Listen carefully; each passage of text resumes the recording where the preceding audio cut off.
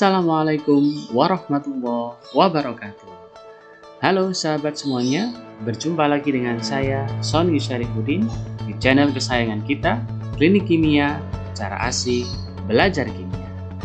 Dan sahabat, di video kali ini kita akan melanjutkan untuk membahas soal-soal prediksi yang kedua, yaitu soal UTBK Kimia tahun 2022. Jika sahabat telah menyaksikan di video sebelumnya tentang prediksi yang pertama soal UTBK Kimia, maka pada kesempatan ini ayo kita lanjutkan untuk menyelesaikan prediksi yang kedua soal UTBK Kimia tahun 2022. Dan semoga beberapa soal ini akan keluar ya di UTBK tahun 2022 sehingga bisa mempermudah sahabat dalam menghadapi UTBK Kimia tahun 2022. Oke, langsung saja kita akan membahas 15 soal UTBK Kimia tahun 2022. Namun jangan lupa untuk like, comment, share, dan subscribe di channel ini agar channel ini semakin bermutu, semakin berkembang dengan baik ya. Oke, langsung saja kita ke soal yang pertama. Soal yang pertama sahabat, molekul AX4 yang bersifat polar dan memiliki satu pasangan elektron bebas ya. Jadi ada molekul AX4 bersifat polar dan memiliki satu pasangan elektron bebas atau PEB. Jika konfigurasi elektron atom X adalah 1s2, 2s2, 2p5, maka nomor atom A yang paling mungkin adalah apakah A3, B6, C8, D16, dan E38. Oke sahabat, sekarang kita harus memahami soal ini terlebih dahulu. Di sini ada satu molekul punya rumus yaitu AX4 dan kita tidak tahu senyawa apa ini. Ya. Namun di sini ada petunjuk yaitu senyawa AX4 bersifat polar dan memiliki satu PEB ya, satu PEB. Dan X yang diikat oleh atom pusat A itu punya konfigurasi elektron 1s2, 2s2, 2p5 ya. Jadi jika kita analisis sahabat untuk atom X sendiri dengan jumlah elektron 9 ya, jadi 2 tambah 2 tambah 5 9, dan itu adalah atom fluor ya sahabat. Fluor atau konfigurasinya 2,7 ya. Jadi kalau kita menggunakan konfigurasi elektron menurut atom Bohr 9 ini punya konfigurasi 2,7, maka punya 7 elektron valensi ya, karena terletak di golongan 7. Kemudian sahabat, karena molekul dengan rumus AX4 memiliki satu PEB ya, maka rumus geometri molekulnya adalah AX4E ya, AX4E, di mana X menunjukkan berapa PEI ya, berapa PEI-nya, E menunjukkan berapa PEB-nya ya, berapa PEB-nya. Jadi AX4E itu adalah rumus geometri molekulnya punya 4 PEI dan 1 PEB dengan total 5 domain elektron. Jadi 4 ditambah 1 yaitu 5. Nah, jika kita kembali ke geometri molekul, jadi seperti ini ya. Ini adalah X5, 5 domain elektron ya. Jadi ada tiga sisi, ya, ada tiga domain di posisi horizontal dan 2 domain di posisi vertikal ya. Jadi ini membentuk sebuah segitiga.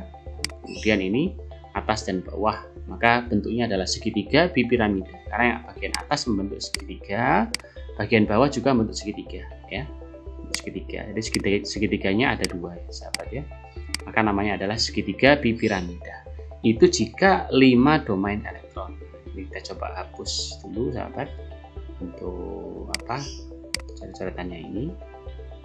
Nah sekarang kita kembalikan bahwa jika ada 4 PEI dan 1 PEB ya, dengan tetap sama seperti ini ya, 5 domain elektron, maka salah satu PEI akan diganti PEB dan akan menjadi seperti ini ya, akan menjadi seperti ini. Jadi salah satunya ini diganti dengan PEB. AX4E dengan 5 domain elektron ya, hampir sama, maka bentuk molekulnya kita tidak perlu memperhatikan ini ya, maka bentuk molekulnya cuma ini saja, dan bentuk molekulnya itu adalah sisau atau jungkat-jungkit. Jadi ini mungkin sebagai kakinya ya sahabat ya, ini sebagai tempat untuk naik itu ya sahabat ya, jungkat-jungkit ya. Jadi AX4E 5 domain elektron, bentuknya adalah sisau atau jungkat-jungkit. Nah sekarang kita tentukan atom apa yang ada di tengah ini sahabat, yang mengikat fluor ya. Jadi kita anggap fluor, ini juga fluor, ini juga fluor ya. Jadi ada ini A. Jadi AF4 jika X-nya adalah fluor. Sekarang kita tentukan apa itu A. Nah, jika kita buat struktur Lewis-nya jadi A seperti ini, kemudian PeB-nya di sini ada sepasang ya, ini bertindak sebagai PeB. Nah, kemudian F di atas ini ya, ini adalah atom elektron valensi dari F, ini elektron valensinya dari A ya. Di sini juga sama seperti ini ya. Ini punyanya A, ini punyanya F. Kemudian di bawah juga ada. Kemudian di sini juga ada. Nah, kemudian 7 elektron valensi ya, kita lengkapi seperti ini.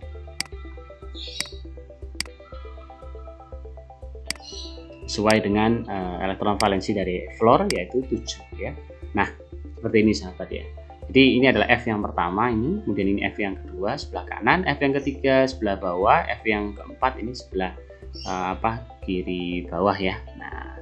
Nah dari sini sahabat bisa melihat bahwa dengan menjumlahkan PeB yang dimiliki, ada sepasang PeB yang dimiliki oleh A dan Pi ya, satu elektron ini ya, kita bisa melihat bahwa ternyata A itu punya elektron valensi sebanyak 1, 2, 3, 4, 5, 6 ya. Di A punya 6 elektron valensi. Karena punya 6 elektron valensi, maka atom A terletak di golongan yang ke-6 ya, atau 16 dalam tabel periodik. Sehingga kita perlu untuk menentukan apakah dari option A sampai E ini termasuk unsur dengan elektron valensi 6. Nah, sekarang kita analisis ya. Jika 3 elektron, maka konfigurasinya adalah 2,1, ini 2,4, ini 2,6, ini 286, ini adalah 2, 8, 10, 18 ya, 28 ya, 28. Nah, kemudian sisa 82 ya sahabat ya. Jadi 2, 10 dan juga 10 tambah 18 totalnya kan 38. Jadi ini golongan 1, golongan 4, ini golongan 6 ya, golongan 6, ini golongan 2. Nah, sekarang ada 2 option ya, antara C dan D yang menunjukkan bahwa atom A tadi itu adalah dengan nomor atom 8 atau nomor atom 16. Nah, sekarang kita bagaimana untuk memilihnya ya, apakah 8 ataukah 16. Nah, sekarang kita lihat bahwa di mana F itu ya, memiliki 7 elektron valensi tadi. Nah, sekarang kita lihat yang nomor 8 dulu. Nomor atom 8 itu adalah oksigen ya, sahabat ya. Sementara nomor atom 16 itu adalah belerang atau sulfur ya, sulfur. Nah, di sini sahabat kita bandingkan antara O sama S. Nah, dengan konfigurasi AX4E ya, sahabat ya, atau seperti ini tadi, maka dia lebih dari oktet. Jadi kalau kita lihat elektronnya totalnya ya, 1, 2, 3, 4, 5, 6, 7, 8, 9, 10 ya. 1, 2, 3, 4, 5, 6, 7, 8, 9, 10. Jadi bisa melebihi oktet.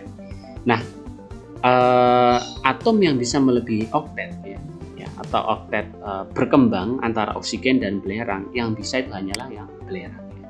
Jadi karena dia terletak di periode ketiga. Nah, sementara oksigen itu terletak di periode kedua. Jadi kalau kita lihat konfigurasi elektronnya yaitu 286, sementara O hanya 2,6 ya.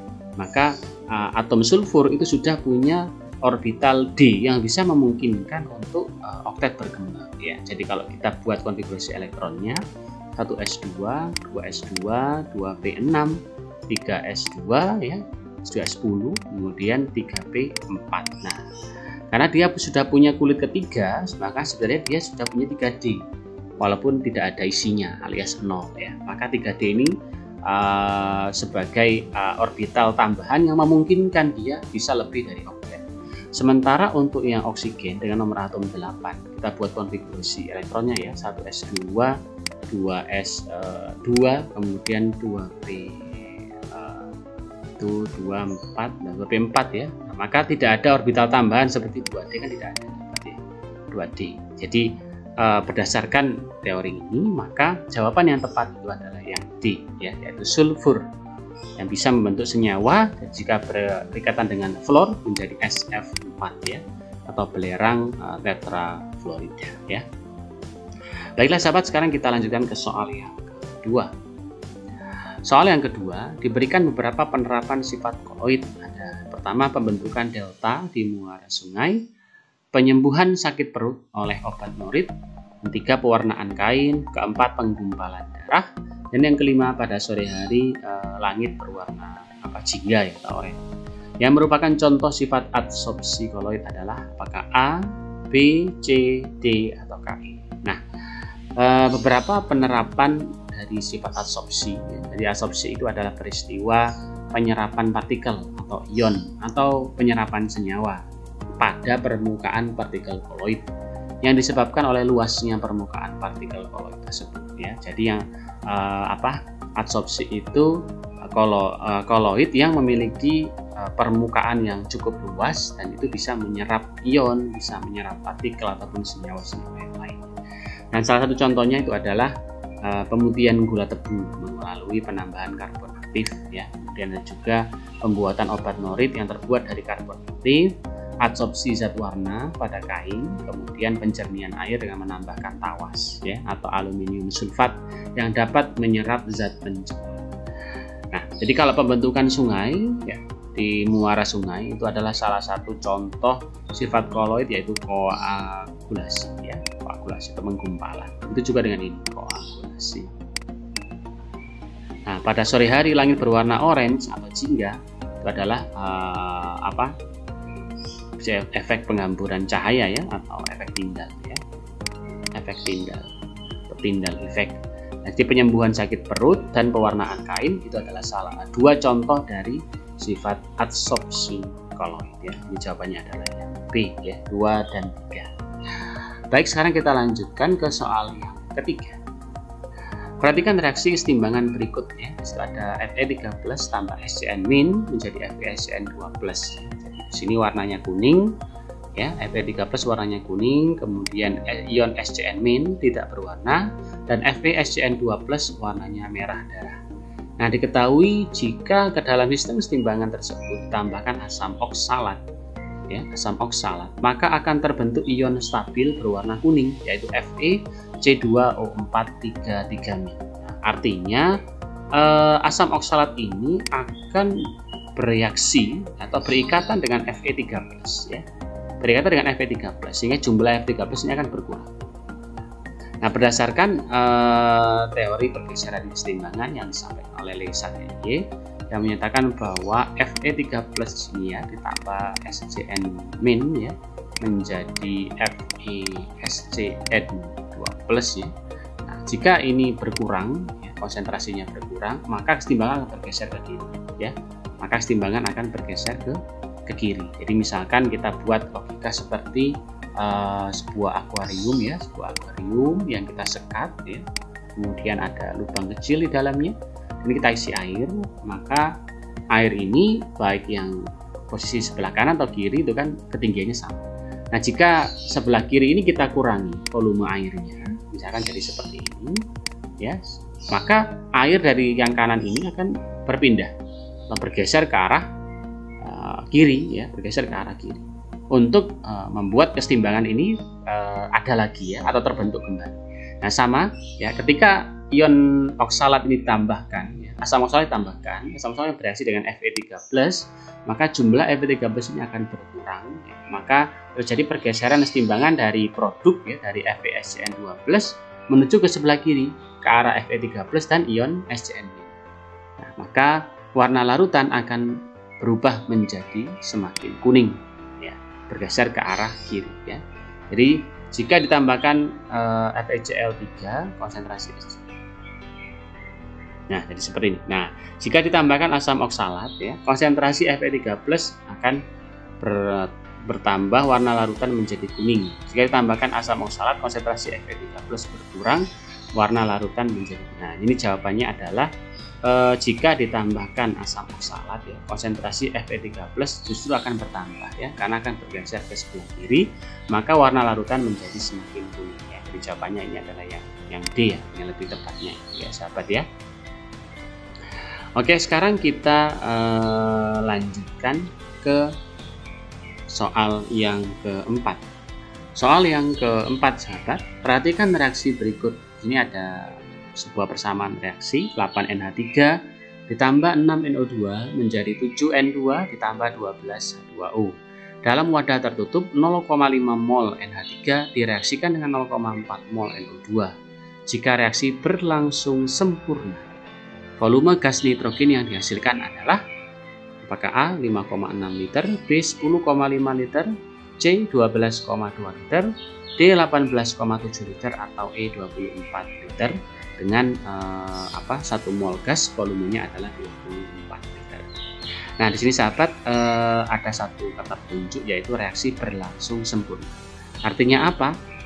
Baik reaktannya ini diketahui yaitu 0,5 mol dan 0,4 mol, maka bisa jadi dua-duanya tepat bereaksi, bisa jadi juga salah satunya habis bereaksi ya.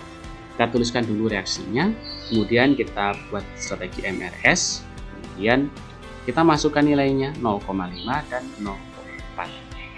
Nah, sekarang sahabat kita menentukan spesi mana, apakah amonia ataukah NO2 yang habis terlebih dahulu. Nah, jika kita buat perbandingan di sini yaitu 4:3 ya sahabat ya, atau 8:6 juga apa-apa. Jadi misalkan amonia yang habis atau 0,5-nya di sini 0,5, maka kita bisa menentukan berapa NO2 yang bereaksi, berapa mol NO2 yang bereaksi dengan cara atau X di sini ya sahabat ya, X sama dengan 6/8 ya. Jadi kalau kita misalkan di sini adalah X, maka NO2-nya itu adalah 6/8 ya. Jadi 6/8 dikalikan 0,5 ya. 6/8 kalikan 0,5. Jadi kita misalkan ini habis ya, yaitu 0,5.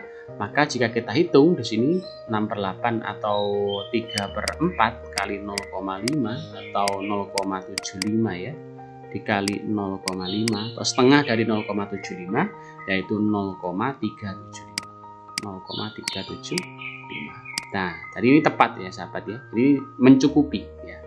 Jadi ibaratnya tadi kalau ini 0,5 ternyata ini 0,375. Dan ini yang tersedia NO2-nya 0,4. Dan ini boleh. Karena yang tersedia lebih banyak. Nah, maka dengan cara yang sama, maka yang nitrogen ini tadi 7/8 dikali 0,5, ya ini 12/8 dikali 0,5 ya, kali 0,5. Maka dihitung ketemu nilai 0,4375 dan 0,75. Kemudian kita di reaktan kita kurangi habis, NO2 tersisa 0,025, nitrogen yang dihasilkan tetap sama ya dengan airnya itu 0,4375 dan 0,75. Nah, yang perlu diingat sahabat di sini adalah di tahap reaksi ya, tahap reaksi perbandingan mol di sini sama dengan perbandingan koefisiennya ya. Jadi 8, 6, 7 dan 12. Perbandingannya harus sama dengan koefisiennya.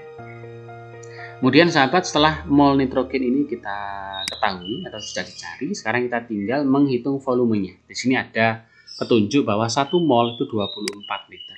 Kalau 0,4375 mol, maka tinggal kita kalikan ya.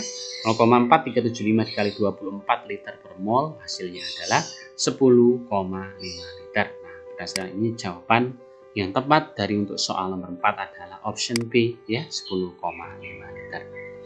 Baiklah sahabat, itulah soal yang keempat prediksi UTBK tahun 2022. Sekarang kita lanjutkan ke soal yang kelima. Soal yang kelima, grafik yang benar untuk unsur-unsur halogen adalah apakah A, B, C, D, dan E. Nah, di sini kita analisis sahabat ya. Yang pertama ini kan panjang ikatannya ya. Panjang ikatannya semakin turun, yang B menunjukkan titik-titiknya semakin turun, yang C energi ikatannya semakin bertambah, yang D kekuatan gaya dispersinya semakin bertambah, ataukah E kereaktifannya relatif konstan ya. Nah, perlu sahabat ketahui bahwa dalam satu golongan ya, dari atas ke bawah, sini kita berbicara tentang molekul ya, dari F2, Cl2, Br2 dan I2, itu jari-jari atomnya semakin bertambah ya. Jadi jika F2 itu punya jari-jarinya kecil ya, kemudian F itu jari-jari kecil kemudian berikatan dengan F, maka jari-jarinya itu, jari-jari F2 ya, itu juga kecil. Nah, semakin bertambah, misalkan ini F2 ya, kemudian ke I2 ya, I2 semakin besar sekali ya, maka jarak antara inti ke inti ini juga semakin bertambah ya. Jadi jari-jari atom semakin bertambah, jari-jari molekulnya juga bertambah, maka panjang ikatannya bertambah, energi ikatannya berkurang. Karena energi ikatan itu jika semakin dekat maka energinya semakin kuat ya. Jika semakin dekat energi ikatannya semakin kuat. Nah, karena ini semakin bertambah panjang ikatannya, maka energi ikatan berkurang. Ya, jadi panjang ikatannya ini kan berkurang. Ya, sebenarnya kan seharusnya bertambah ya. Berarti ini salah yang A. Kemudian kita juga lihat energi ikatan itu ada di option C ya.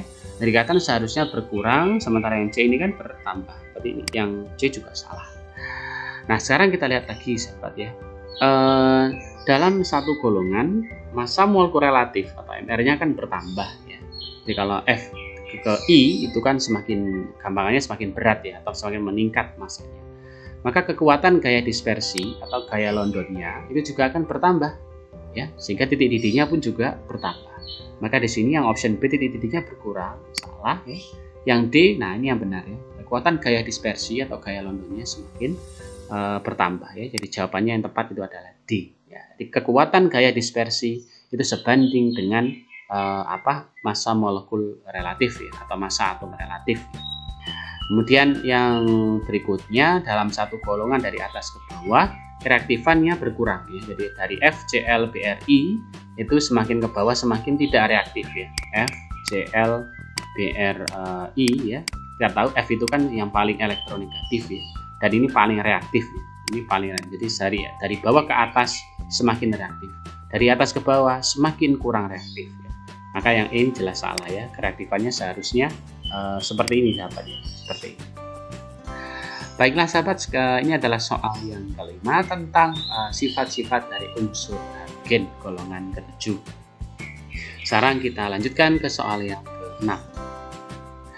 Soal yang ke-6, suatu larutan buffer atau penyangga asam diketahui mengandung 1 mol Ha dengan tetapan ionisasi Ka dan X mol NaA.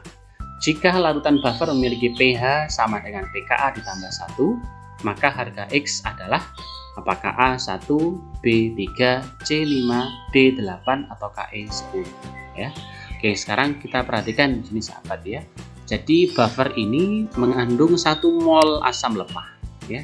Dan X mol garamnya atau basa konjugasi, yaitu amin Na. Amin ini kan basa konjugasi dari Ha. Karena kita ketahui bahwa buffer asam terdiri atas 2 komponen, yaitu asam lemah dan basa konjugasinya. Nah, di sini asam lemahnya sudah diketahui 1 mol. Nah, sekarang kita cari berapa mol ion amin atau basa konjugasinya ya, dengan petunjuk bahwa pH sama dengan pKa ditambah 1.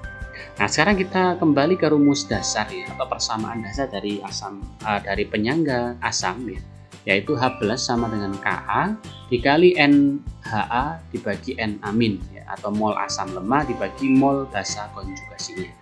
Nah, jika kita berikan min log ya, atau negatif logaritma dari persamaan ini dari sisi kanan dan ruas kanan dan ruas kiri, maka diperoleh seperti ini ya. Jadi min log H+ ya, sama dengan min log Ka ditambah min log dari NHA dibagi N amin ya.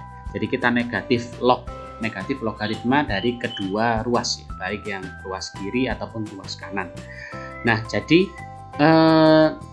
kita peroleh pH sama dengan pKa ditambah min log NHA per Na min ya. Jadi pH ini sama dengan min log H+, pKa sama dengan min log Ka, dan ini tetap ya. Nah, jika kita bandingkan dengan ini ya sahabat ya, maka 1 itu kan sama dengan ini ya.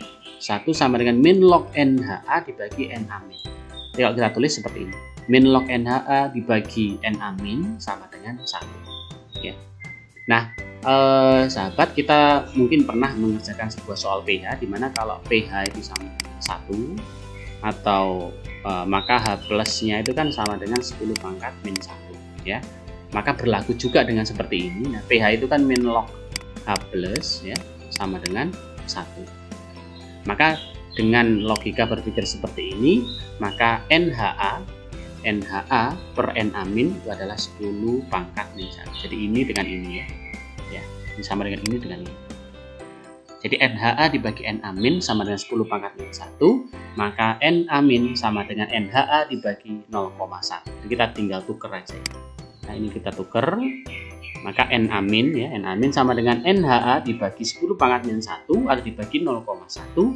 NHA kita masukkan yaitu 1 mol dibagi 0,1, maka diperoleh hasilnya yaitu 10 ya. Maka harga X sahabat ya, harga X atau mol dari garam NaA itu adalah 10 mol. Jadi jawabannya yang tepat itu adalah option E ya. Oke sahabat, sekarang kita lanjutkan ke soal yang ke-7 ya.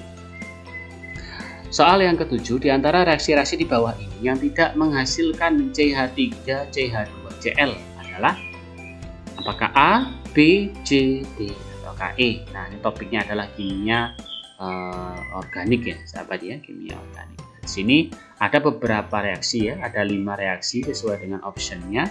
Kita diminta menentukan reaksi mana yang tidak menghasilkan CH3CH2Cl atau etil klorida ya, namanya adalah etil klorida.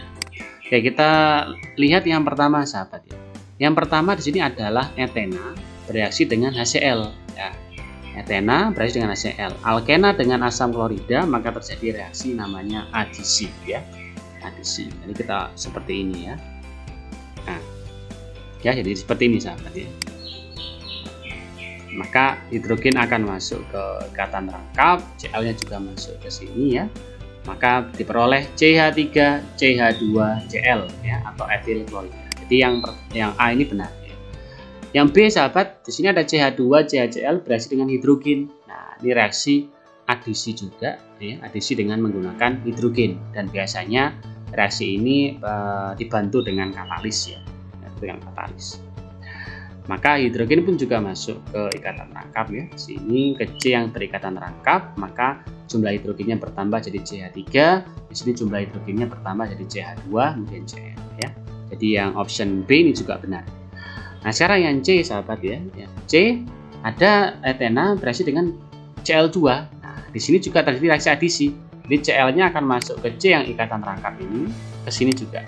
Maka diperoleh CH2Cl, CH2Cl. Nah, karena ini berbeda tentunya ya dengan apa yang diharapkan.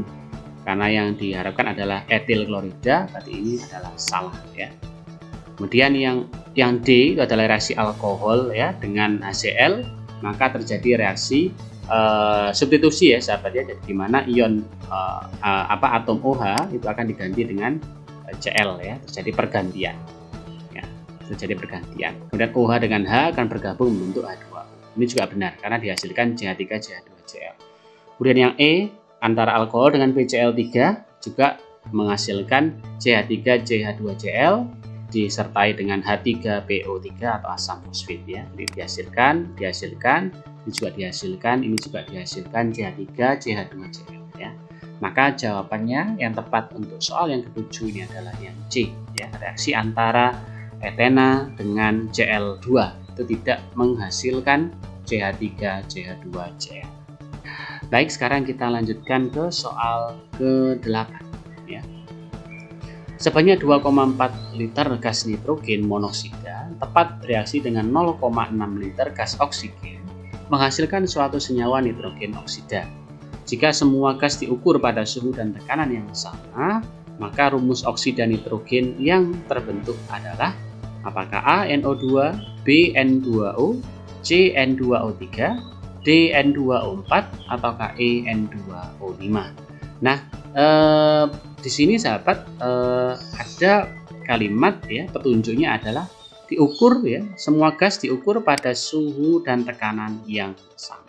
Nah, berdasarkan kalimat ini sesuai dengan hukum dasar kimia bahwa pada P dan T yang sama, maka berlaku hubungan bahwa volume gas itu sebanding dengan koefisien ya, sebanding juga dengan mol dari gas tersebut ya.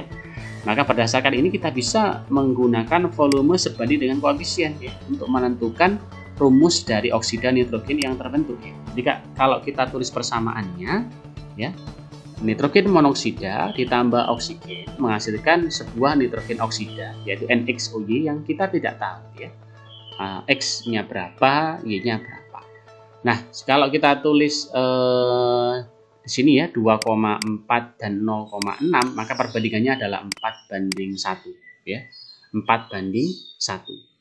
Jika kita langsung masukkan ya nilai perbandingan ini ke koefisiennya 4:1 ya, 41 NXOY, maka kita bisa hitung bahwa nilai 4 ini sama dengan nilai X-nya ya. Kemudian untuk Y-nya ya kita hitung berapa oksigennya. Di sini 2 ditambah 4 maka 6 ya. Jadi X sama dengan 4, Y sama dengan 6, maka rumus molekulnya adalah N4O6 ya, N4O6. Nah, di sini tidak ada sahabat ya di optionnya. Nah, kita gunakan yang kedua sahabat ya, yaitu 2NO ditambah setengah O2. Nah, kenapa? Karena 2 dengan setengah itu pun juga perbandingannya 4:1 ya. Jadi tidak salah ya sahabat ya, karena tadi volume sebanding dengan koefisien. Jadi kalau perbandingan volumenya 4:1, koefisiennya pun juga 4:1 ya. Dan 2 dengan setengah itu pun juga 4:1. Maka nilai X-nya kita hitung sama dengan 2, Y-nya sama dengan 3 ya. Jadi O-nya 2 ditambah setengah dari 2 atau 1. 2 tambah 1 sama dengan 3. Maka rumus molekulnya adalah N2O3 ya. Di sini ada jawabannya sahabat ya, yaitu option C ya. Oke sahabat, sekarang kita lanjutkan ke soal yang ke-8. Spesies berikut yang mempunyai bentuk molekul atau struktur geometri ruang yang sama dengan XeF4 adalah apakah A. SF4, B. CH4, C. BRF4-, D. NO3- ataukah E. CF3+ ya. Baik, sekarang kita lanjut. Kita gambar dulu sahabat ya untuk yang XeF4 ya. Xenon itu termasuk unsur yang terletak pada golongan 8 ya. Jadi kalau kita buat konfigurasi elektronnya total elektronnya ya, Xe itu kan 8, F itu golongan 7 ya dapat ya. Maka 7 kali 4 ya sama dengan 28, kemudian 28 tambah 8 sama dengan 36 atau 18 pasang elektron ya. Sekarang kita buat geometri molekulnya ya sahabat ya, XeF4. Jadi ada Xe, kemudian F, dan F ya, sebanyak 4 ya. Dan kita pasangkan 18 itu. 1, 2, 3, 4, kemudian 5, 6, 7, 8, 9, 10, 11, 12, 13, 14, 15, 16 ya, 16. Maka sisa 2 pasang ya, 16, 17 dan 18 ya. Ini saya buat berwarna merah ini. Nah, saya tebeli. Nah, jadi saya tebeli di sini menunjukkan bahwa di sini XeF4 punya 2 PeB ya. Punya 2 PeB ya sahabat ya. Punya 2 PeB. Jadi kalau kita hitung di sini AX ya, AX4 ya, P-nya sebanyak 2. Ya, AX4 karena yang diikat atau PI-nya ada 4, PeB-nya ada 2 ya, 2 pasang. Nah, sekarang kita bertugas untuk menggambar dari semua senyawa ini yang memiliki rumus molekul yang sama. Nah, sebenarnya ada cara cepat ya sahabat ya, cara cepat untuk seperti ini sahabat ya. Kita gunakan cara cepat itu. Di sini Xe ya, XeF4 ya. Ini golongan 8 ya, ini golongan 7. Nah, sebenarnya jawabannya bisa kita ketahui langsung dari sini sahabat yang ini. Kenapa? Karena Br itu golongan 7, F juga golongan 7. Nah, karena ini negatif, maka negatifnya akan nambah ke sini menjadi 8 dan 7 ya, dengan jumlah yang sama yaitu 4 ya. 4. Maka jawabannya adalah yang C. Jadi kalau kita mau gambar BR4- itu pasti sama dengan XeF4. Jadi misalkan kita buat seperti ini ya sahabat ya. BR dengan cara yang sama ya. Ya, dengan cara yang sama BR golongan 7 ya sahabat ya. Golongan 7 ya. Kemudian F-nya juga sama ya, F-nya ada 7 kali 4, kemudian 28. Karena dia negatif maka ketambahan 1 ya, tambahkan 1, jadi 29 tambah 7 hasilnya juga 36. Nah ya, jadi sama sahabat, 36.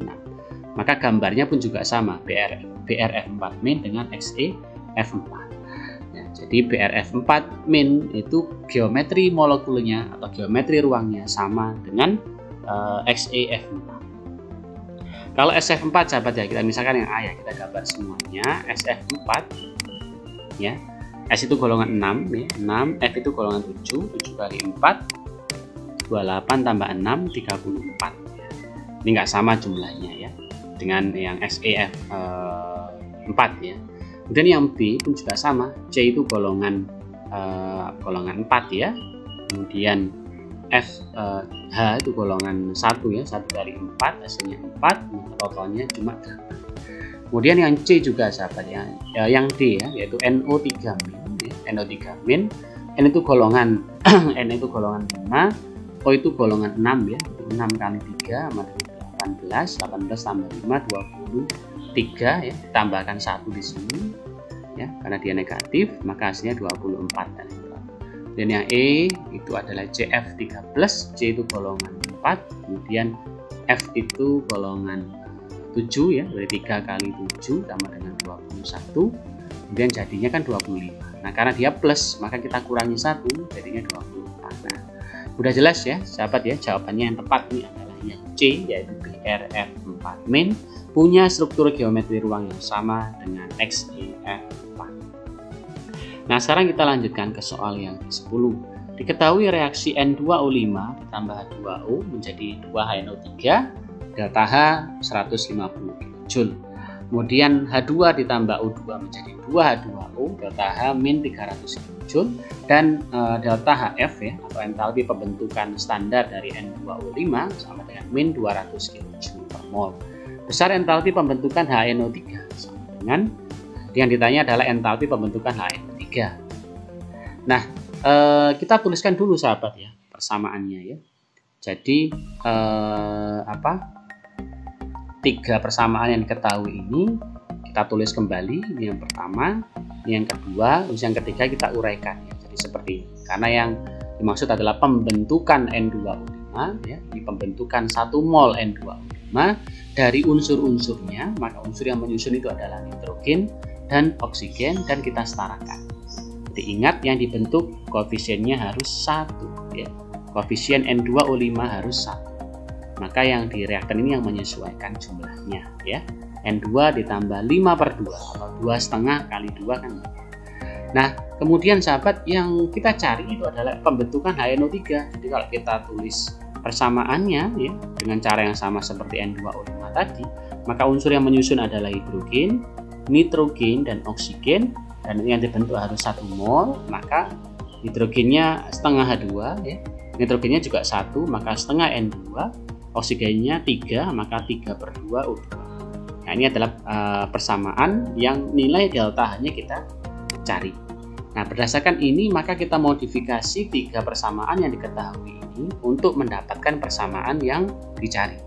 Nah di sini H2 ada di sebelah sini ya, ini sahabat ya. Kemudian N2 itu ada di sebelah sini. Nah, ya, HNO3 itu ada di sebelah sini sahabat. Nah, seperti ini ya. Maka kita tinggal menyesuaikan. Di sini N2 ada di sebelah kiri, sudah sesuai. H2 juga di sebelah kiri seperti persamaan yang dicari. Asam nitrat juga ada di sebelah kanan ya. Maka kita tinggal menyesuaikan jumlahnya ya. Yang pertama sahabat yang ini ya. Hidrogen ya. Di sini yang dicari adalah setengah H2, sementara di sini adalah 2H2. Maka kita bagi 4 ya. 2 kita bagi 4 jadi setengah, maka ini juga kita bagi 4 jadi 1/4.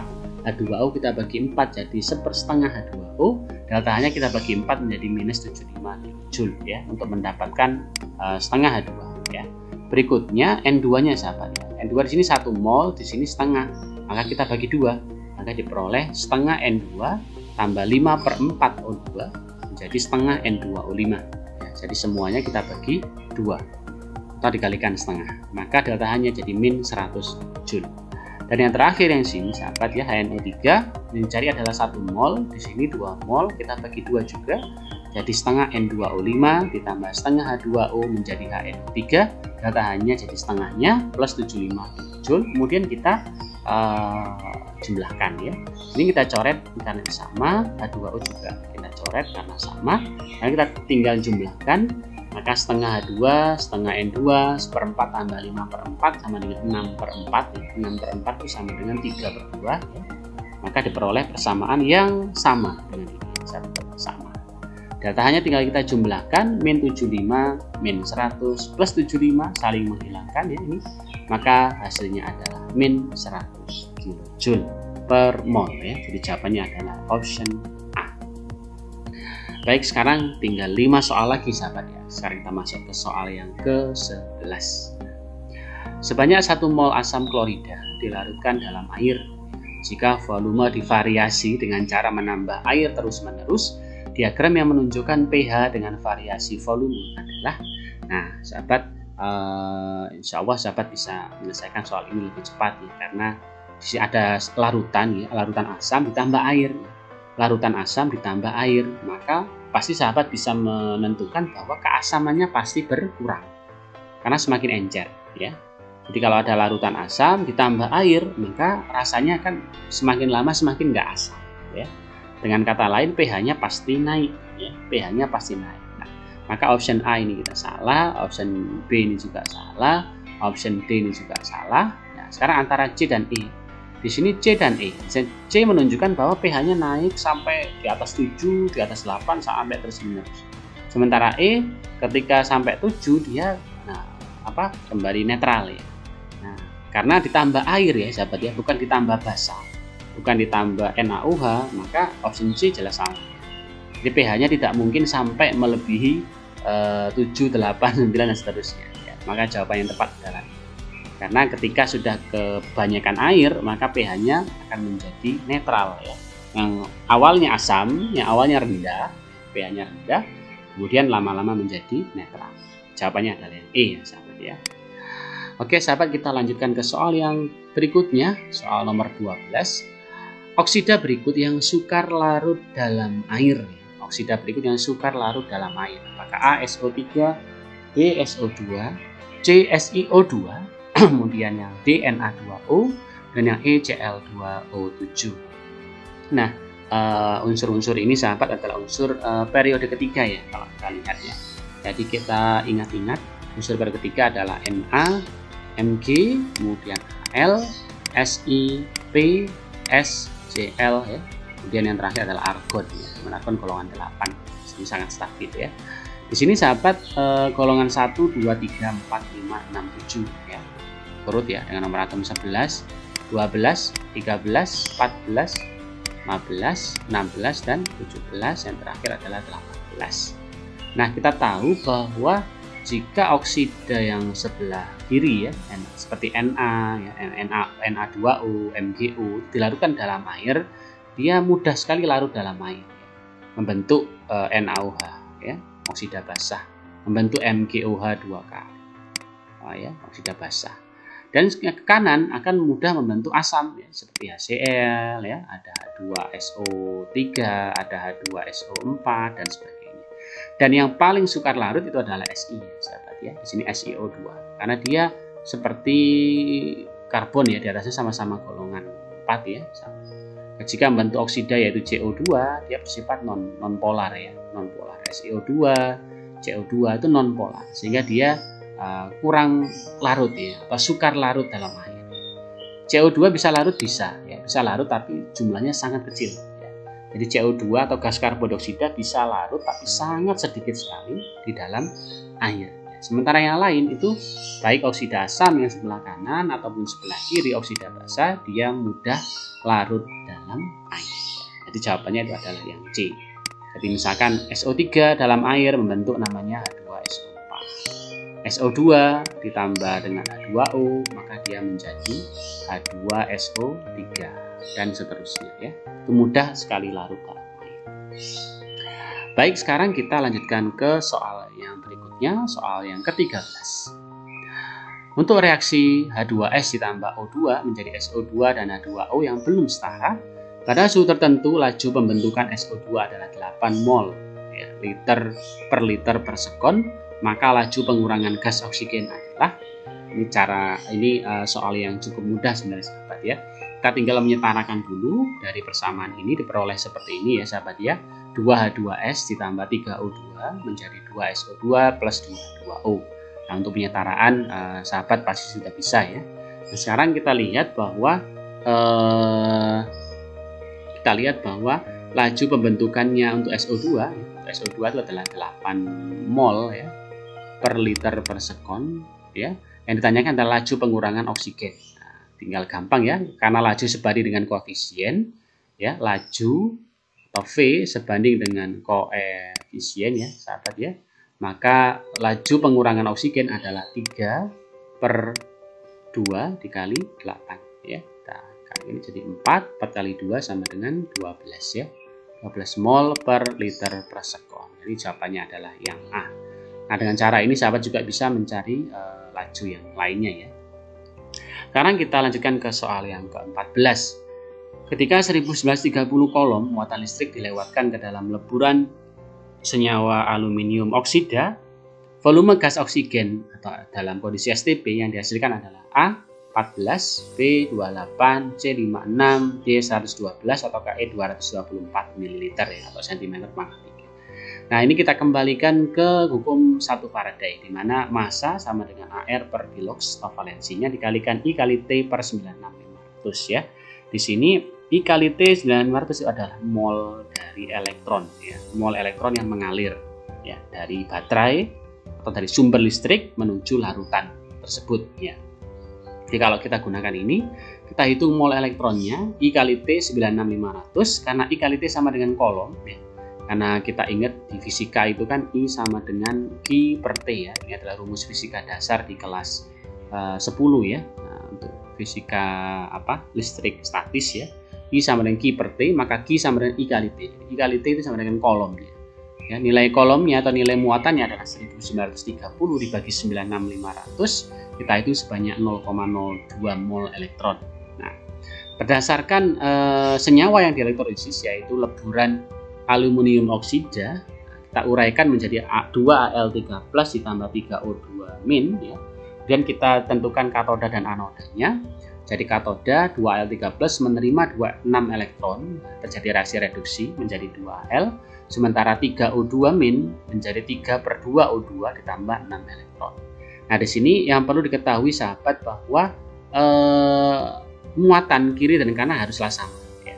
Jadi kalau kita hitung ini 2 kali 3 plus kan plus 6 ya. Plus 6 tambah min 6 hasilnya 0. Di sebelah kanan pun juga 0. Sebelah yang di anoda ini totalnya adalah min 6 ya. Sebelah kanan juga min 6 ya. Sekarang kita gunakan yang persamaan yang ada di anoda sahabat ya. Jadi jika 6 elektron ini punya mol sebanyak 0,02 ya. Saya ulangi lagi, 6 elektron ini punya mol sebanyak 0,02, maka mol dari oksigen yang kita cari di sini itu sama dengan 1,5 atau 3/2 dibagi 6 ya, dikali 0,02. Maka kita hitung sama dengan 3/6. Jadi kita anggap ini sama dengan 2/10 pangkat min 2 ya. 2-nya kita kalikan 1,5 jadi 3/6. Tinggal 10 pangkat min 2. 3/6 kan setengah. Jadi 0,5 kali 10 pangkat min 2 atau 5 kali 10 pangkat min 3. Maka volume dalam keadaan STP sama dengan mol kalikan 22,4 liter ya. Mol kali 22,4 liter ya. Mol liter per mol ya. Mohon maaf ya. Liter per mol ya, liter per mol ya. Kemudian kita tinggal kalikan, maka hasilnya adalah 0,112 liter atau 112 mili atau sama dengan 112 cm pangkat 3 ya.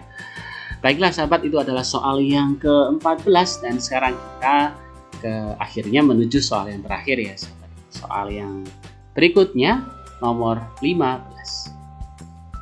Senyawa yang mengandung ion cyanida atau Cn- adalah toksik ya. Sangat beracun, bahkan 50 mg-nya itu sudah berakibat fatal bagi manusia. Di antara larutan NH4Cn, CH3Cn, FeCN6 kali 4- dan yang terakhir NaCN yang tidak mengandung ion Cn- bebas adalah apakah A, B, C, D, atau E. Nah, ion senyawa sianida terbagi menjadi dua, sahabat. Ada sianida anorganik ya, seperti NaCN, kemudian NH4CN ya, itu dapat melepaskan ion CN- bebas ya. Jadi seperti garam ya, sahabat ya. NaCN itu kalau dilarutkan dalam air, dia menghasilkan ion Na+ dan ion CN-. Begitu juga dengan NH4CN. Ini juga tersusun dari ion NH4+ ya. NH4+ dan ion CN- juga bisa melepaskan ion CN- bebas. Maka ini bisa melepas ion CN- bebas, ini juga bisa. Nah, nanti sekarang tinggal dua, sahabat ya. Sianida organik ya, seperti CH3CN atau metil sianida yang tidak dapat melepaskan ion CN- bebas. Karena di sini ikatannya adalah ikatan kovalen ya, sahabat. Maka sulit untuk melepaskan ion CN. Maka CH3CN itu tidak beracun ya, kecuali dibakar. Termasuk ion kompleks FeCN64- itu juga sianida organik. Jadi kalau saya lihat referensi, sahabat, walaupun ini tersusun dari atas ion logam dan non logam, tapi FeCN64- atau ion kompleks ya, itu ternyata termasuk kategori sianida organik dan tidak dapat melepaskan ion CN- ya. Tidak dapat melepaskan ion CN- dalam keadaan bebas. Maka sifat dari ion kompleks ini pun juga sama seperti CH3CN ya, tidak beracun ya. Maka jawabannya adalah 2 dan 3 ya. 2 dan 3. Maka jawabannya yang adalah option B ya, sahabat ya. Baiklah sahabat, itulah 15 soal prediksi UTBK yang kedua ya, prediksi yang kedua UTBK Kimia tahun 2022. Semoga dengan soal-soal ini dan pembahasannya bisa membantu sahabat dalam mempersiapkan diri menghadapi UTBK Kimia tahun 2022. Dan sebelum saya akhiri, jangan lupa dukung channel ini dengan menekan tombol like dan komen yang positif ya tentunya, dan share ke teman-teman lain, dan subscribe bagi kalian yang belum subscribe untuk mendapatkan notifikasi penting tentang soal-soal lainnya tentunya ya, untuk persiapan UTBK atau soal-soal lainnya yang berhubungan dengan materi kimia. Terima kasih, kurang lebihnya mohon maaf. Assalamualaikum warahmatullahi wabarakatuh.